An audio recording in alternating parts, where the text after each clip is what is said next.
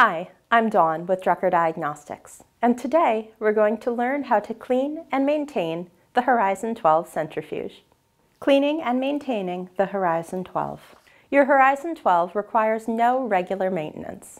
Cleaning is easy too. Start by turning your Horizon 12 off.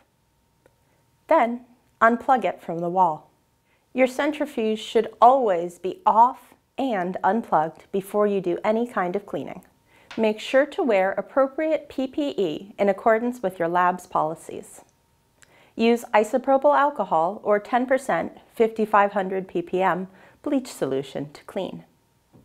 Only the approved isopropyl alcohol or 10% bleach solution should be used.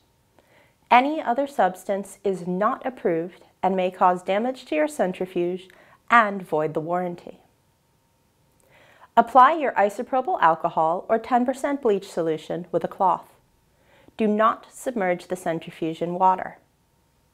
Dry your Horizon 12 immediately after finishing cleaning and disinfecting, and be sure it's plugged in and turned on so it's ready for the next use.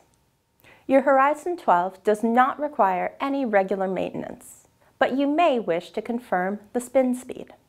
To do that, you'll need a phototachometer, like the one shown here. Your rotor has a reflective strip on it, so the phototachometer can easily detect the speed. Just start the cycle you wish to test, wait a minute or two for it to reach its peak speed, and point your phototachometer down through the clear part of the lid. You'll quickly get a reading. And that's all there is to cleaning and maintaining your Horizon 12. If you have any questions, you can always contact Drucker Diagnostics and we'll be happy to help. Thanks for watching and have a great day.